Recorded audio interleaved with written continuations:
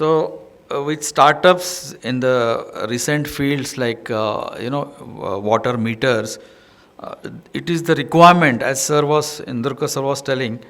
Most of the buildings have got water meters which are mechanical, and then it will not give the correct picture of water consumption, and it leads to wastage. So this is the right solution, and we are glad that through this platform we are promoting startups like FluxChain.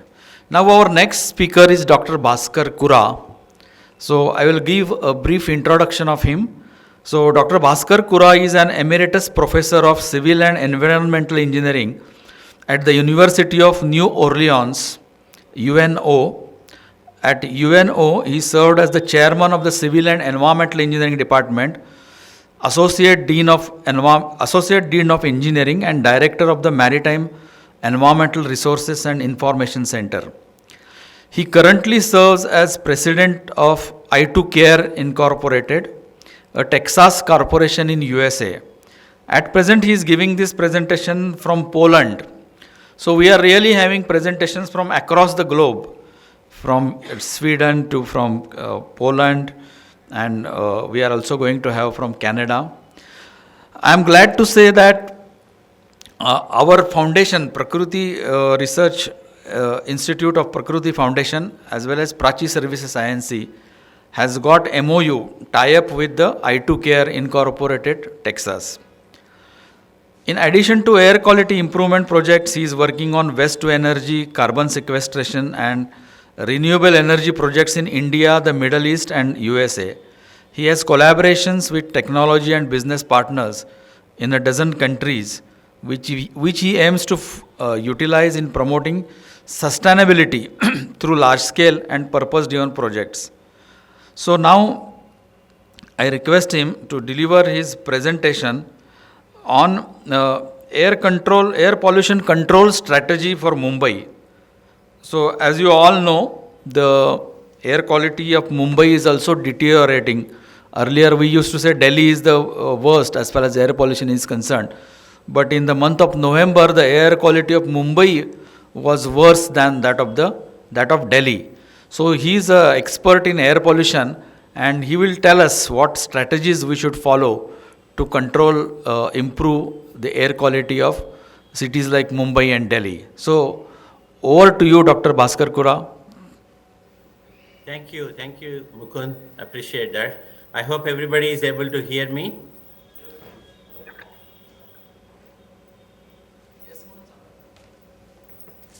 Yes, sir, continue. Yes, sir, continue. Okay, all right. One second.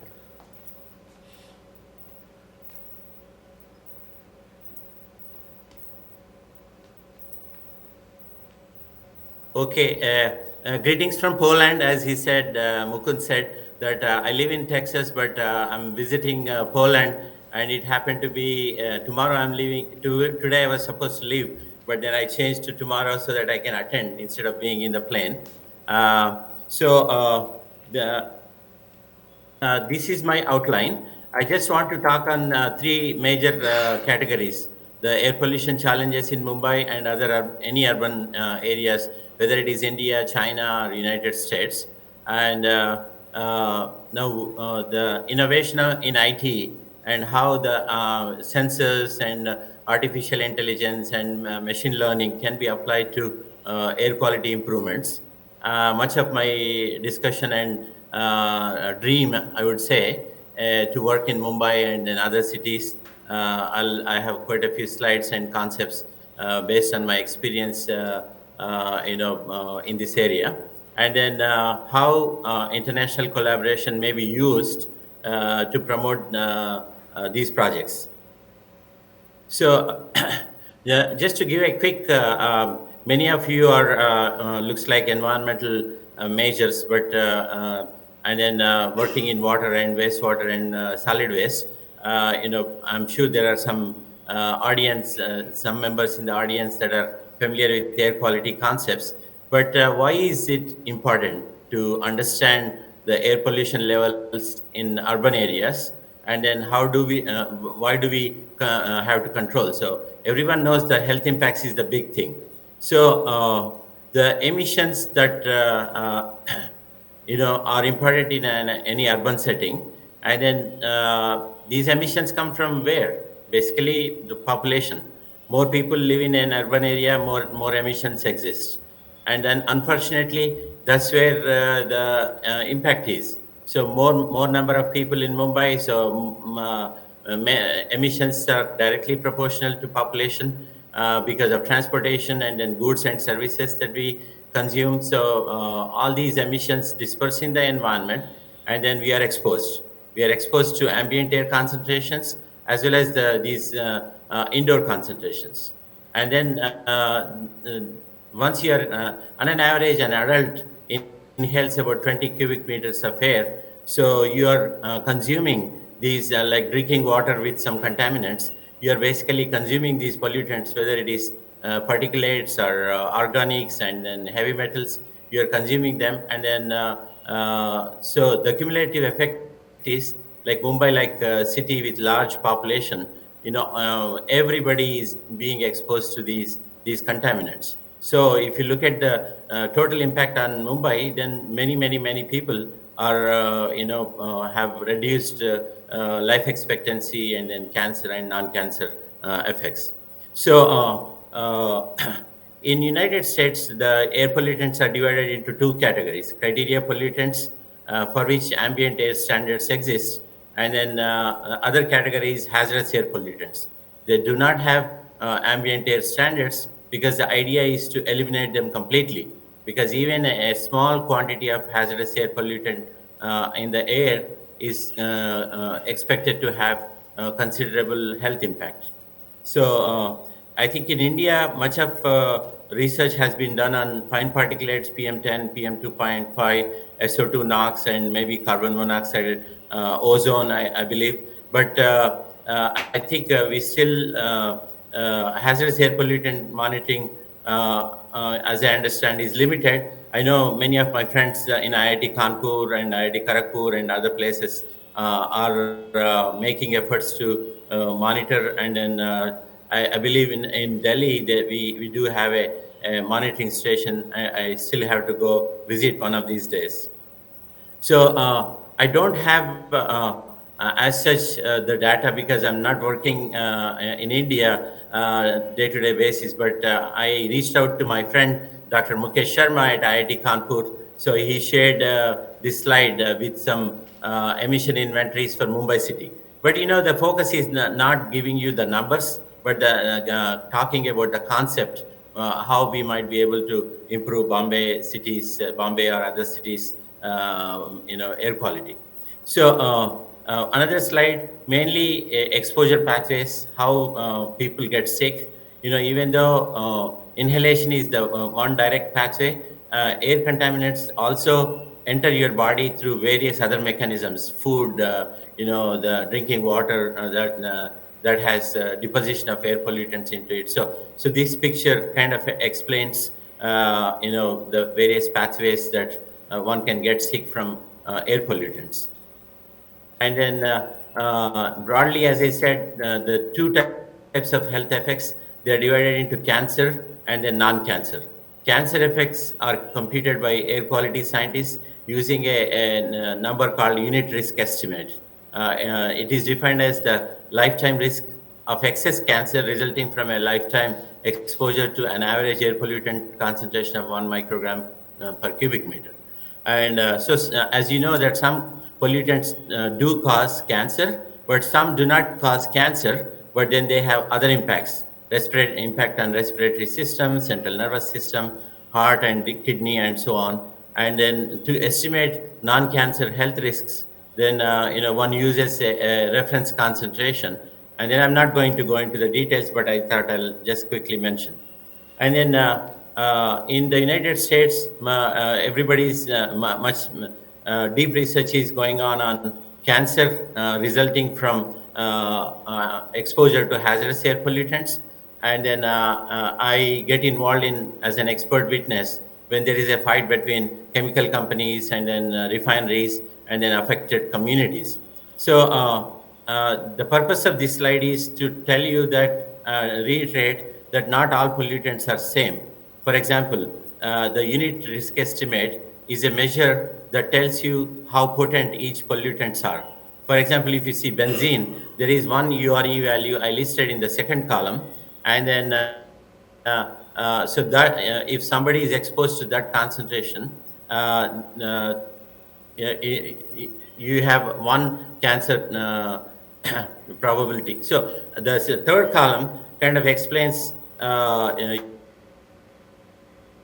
URE. Higher the URE,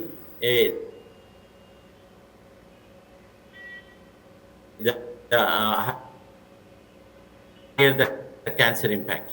So compared to benzene, chromium compounds are 1,500 times more potent. So one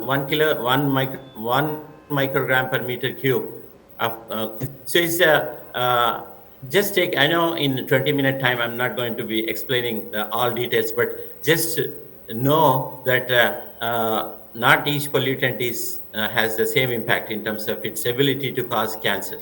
But when you do detailed health risk assessments, that you use these toxicity factors like URE to compute the total cancer probability increase in Mumbai city, or the number of people that would, in a million people, how many people are likely to get cancer. All those computations can be done. So now let's talk about these emerging sensors, IoTs, and artificial intelligence and machine learning, how they might be able to help us in controlling air pollution. So again, all of you are up to date, I'm sure, because India is always ahead in terms of software technologies and applications. So you know that ChatGPT, everybody must be using in India, that what all it can do. So now I was involved in some research, 10, 15 years ago, developing expert system. I have a slide that I'll show you. And then much more is happening every year, every month. There's new things are happening. And so the expert systems and machine learning is a subset of artificial intelligence. How these technologies can help us address the complex problems of air quality. Air quality management is really, really complex in a way. And then you could use like the previous presenter mentioned about auditing water and then measuring water contaminants and then getting the data and then managing controlling the water wastage. Similarly, you need knowledge about the pollutants from various factories, emissions. You need data on emissions, and you need data on ambient concentrations at various ambient stations. So all this knowledge can be integrated using AI ML. If you, of course, the sky is the limit. To what extent you can go with these systems, time only will tell. And then when we do recognize that it is important to protect public health, then we are likely to spend money and use these technologies to improve. So these slides, basically the ML and then AI could be used to in predictive modeling. Okay, last 5 days we have good understanding of the pollution levels in Mumbai and what might be the next 10 days, next 5 days, knowing the anticipated meteorological conditions. So these things can be possible using these artificial intelligence and machine learning techniques. Once you have an integrated system, of course, we have to develop that system first, and it is much more closer than what we think. It is no longer is a hypothesis that is not likely to happen, but then you have seen things are happening rapidly in this world. So you can track emissions. AI can analyze data to identify and track the sources of pollution, such as industrial emissions, traffic, or construction sites. So once you build this system with embedded sensors, then you can see historical emissions, as well as you can also, using predictive modeling, you can estimate what might be the next few days of emissions likely. And then we use remote sensing decision, and all this information will help you making decisions. Basically, some urban areas have limitations on the traffic flow, like only even numbered cars will be going on such day and an odd number. So there are a lot of strategies that are using. Work from home is one of them. So you want to eliminate traffic congestion as well as traffic emissions, which are contributing to urban poor air quality. So again, once you have a system that is knowledgeable and able to tell you, the last few days of air quality, and then next coming few days of air quality, and then what does that mean to the public health, you are able to answer many questions, and then the traffic authorities can manage maybe those things, and then industrial emissions may have to be controlled. So it all depends on how you want to use this knowledge in developing policies, and then to control industrial emissions, to control traffic flow, and then educate public, and then alert health systems if there is a major incident that you forecast. So all these things can be integrated into these systems. So I have existing knowledge-based systems. So as I said, that we did work for shipbuilding sector, the U.S. Navy. We at an industry level, we developed this expert system that has the knowledge built into this application about what type of materials you use, how do you use, what are the quantities, what do they have, and then are they, we have done some work in that area. And then similarly, health risk management system for air toxics. So once you have knowledge of pollutants released from various locations, how are they dispersing? And then do you have, say, wind is blowing from west, and then you have a community on the east side, and then is there any way that any of these mobile sources can be moved to a different location so that the plume does not carry towards east side? So all these decisions can be done as software systems we built can help in decision making. And then now at city level, there are some commercial vendors that are becoming available, and then we are also, I2Care is interested and collaborating with these companies, the technology software companies, as well as people that have knowledge of air quality fundamentals. So they are working together to develop these things.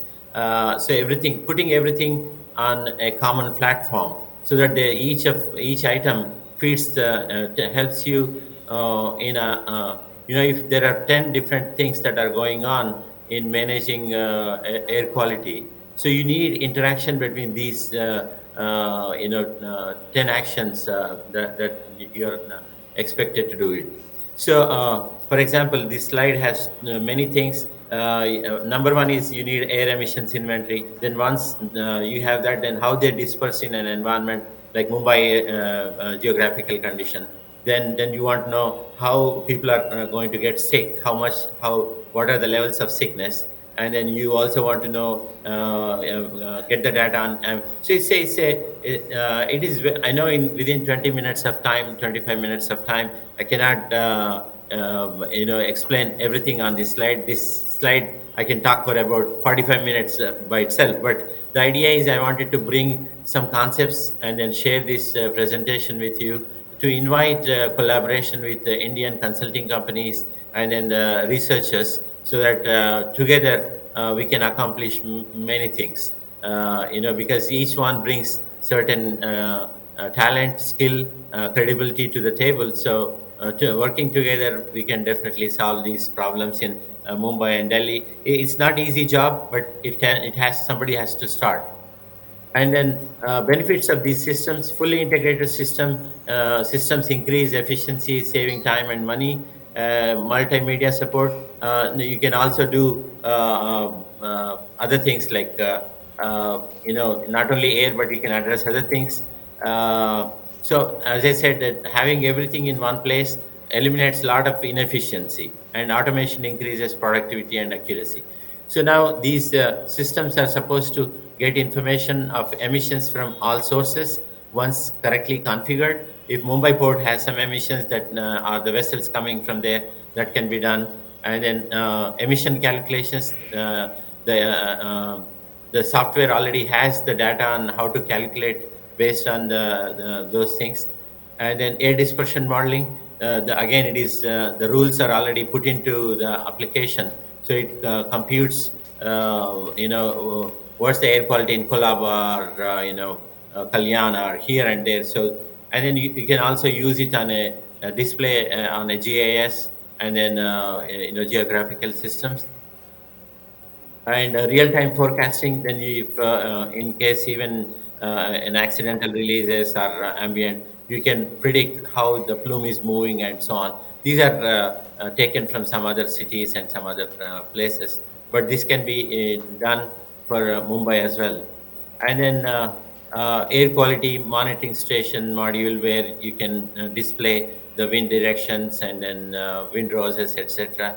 And then it has a dashboard that can tell you many details that both public needs certain information, scientists need some information, regulatory agencies need certain information, and then again prioritizing health risk assessments. This will help you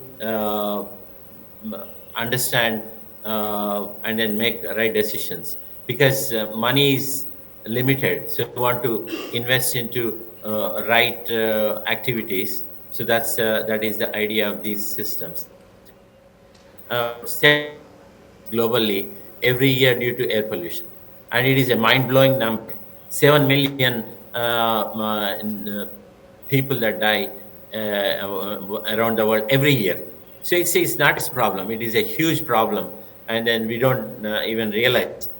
In addition to deaths, quality of life, productivity, sick and then going to hospital and then not going to work, all these things are there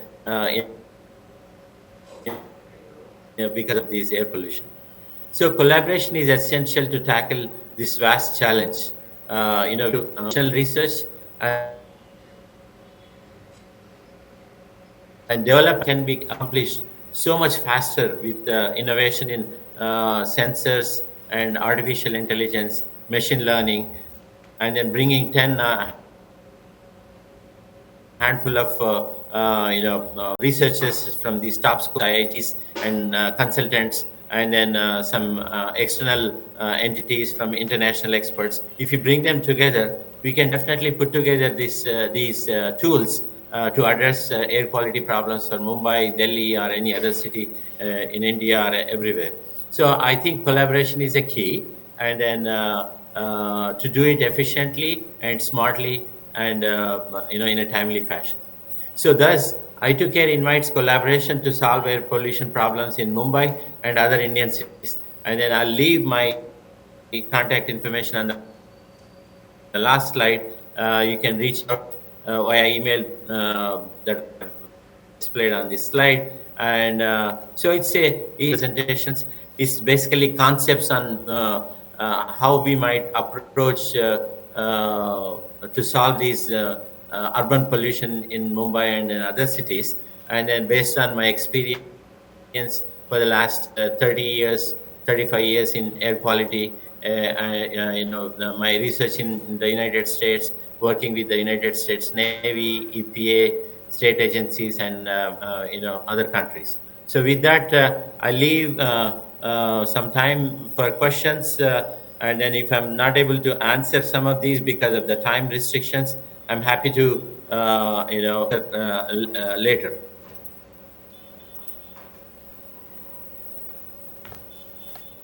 So thank you, Bhaskar, for your excellent lecture, and it was really insightful.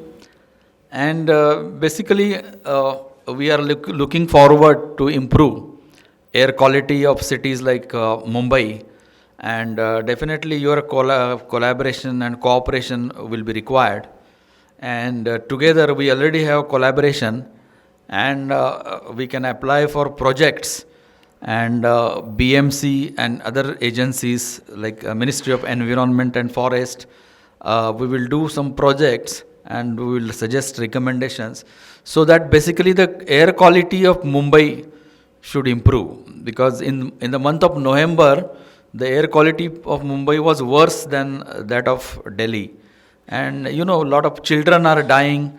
The quality of life is getting deteriorated, and Mumbai, as you know, is a commercial capital of India, and definitely together we can do work so that it will result in the actual improvement of air quality at the ground level.